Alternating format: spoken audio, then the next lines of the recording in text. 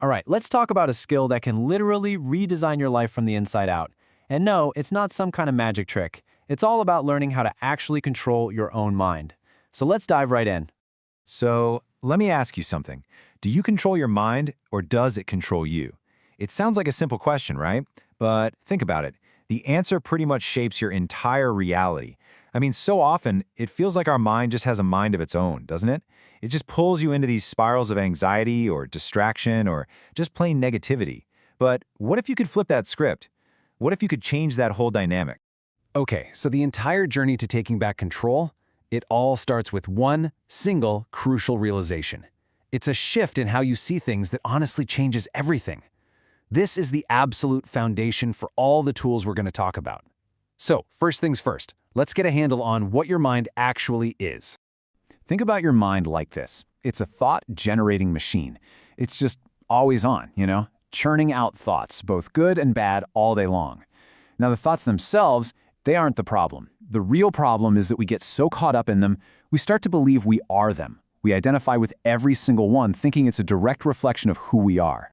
And this right here is the absolute game changer.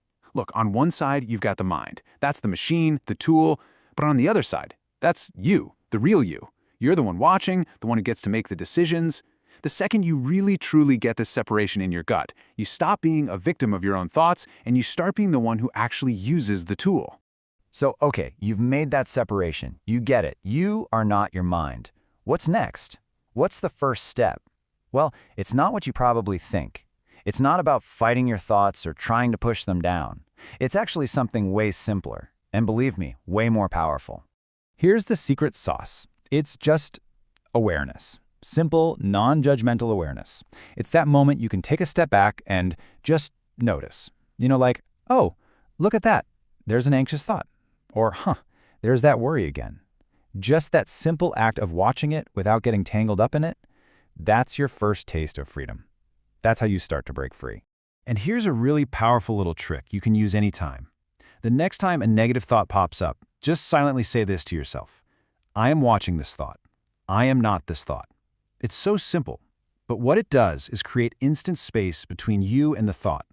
It's a powerful reminder that you're the observer, not the thing you're observing. All right, so we've got the foundation down, awareness. Now let's get to the really practical stuff. I'm talking about 3 powerful, hands-on tools you can literally start using the second this is over to take back control. First up, tool number 1, your breath. Seriously, think of your breath as a remote control for your mind. This isn't some new age idea. It's a tool so powerful that everyone from ancient monks to elite special forces use it. And the reason is dead simple. Your state of mind and your breathing are hardwired together. You can't separate them. So when you take charge of your breath, your mind has no choice but to follow along. And here's the technique. It's called the 4-4-4, or box breathing. Anytime you feel overwhelmed, angry, anxious, whatever, just stop. Inhale slowly for a count of 4. Hold it for 4, and then exhale slowly for 4. That's it. In for 4, hold for 4, out for 4. When you slow down your breathing like that, you're basically hitting the brakes on your mind. It's an instant pattern interrupt that stops the spiral in its tracks. Okay, on to tool number 2, focus. Now this is so important to get.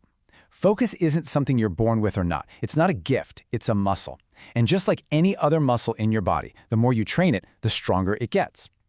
Every single time your mind wanders off and you gently pull it back, that's 1 rep. You're literally at the mental gym building that focus muscle. And here's a super simple way to start training it. Call it the 10-minute challenge. Just pick one task, reading, working, anything, and for 10 minutes, that's all you do. No phone, no tabs, no distractions. Now here's the key. Your mind is going to wander. That's what minds do. The point of the exercise isn't to have perfect focus. The exercise is the act of noticing it wandered and gently, without judgment, bringing it back over and over again. Which brings us to our third tool, direction. And this is based on a really critical insight. Your mind needs a job to do. If you don't give it one, it's not going to sit there peacefully. No way. An idle mind almost always defaults to worry and negativity. It's actually a survival thing from way back, It's wired to constantly scan for danger. But today, that just translates to anxiety. So, you have to be the boss. You have to give your mind its marching orders. And this is exactly how you do it. You consciously choose your thoughts. The best times are right when you wake up and right before you go to sleep. Instead of just letting your mind drift wherever it wants, you actively program it. You feed it powerful statements. I am calm. I am strong. I am in control of my life. You are literally setting the agenda for your mind instead of just leaving it up to chance. Okay, so those were the 3 big tools for in-the-moment control. Now let's zoom out a bit. Let's talk about the long game, the strategy for building a really resilient, calm, and controlled inner state that lasts day in and day out. When it comes to emotions, most of us make one of 2 mistakes. We either try to shove them down and ignore them, or we cling to them for dear life. There's a much better way. Think of your emotions like visitors just passing through. Let them in, acknowledge them, allow yourself to feel whatever it is you're feeling, and then, just like a visitor, let them leave when they're ready. The moment you stop fighting your emotions is the moment they lose their power over you. This right here, this is a huge one for long-term success. Motivation versus discipline. Look, motivation is great. It's a nice feeling, but it's flaky. It comes and goes. You absolutely cannot build your life on it. Discipline, on the other hand, that's a commitment. That's your superpower. Discipline is the engine that builds real, lasting control because it's about showing up and doing the work, doing the breathing, doing the focus exercises, especially on the days you don't feel motivated. And all of this, all these tools and ideas, they all lead to one final, and honestly, the most empowering piece of the whole puzzle. This is the core belief that underpins everything and changes the entire game. It all boils down to this one single powerful idea. You are the master of your mind, not its slave. The real transformation doesn't start with a fancy technique. It starts with a decision, a choice. The moment you truly, deeply decide that you are in charge, that's the moment your mind starts to listen. So I'll leave you with this question. With this new perspective, with these tools in your pocket, who's in charge now? You've got everything you need to get in the driver's seat of your own mind. The power, it's always been yours. The only difference is, now you know how to use it.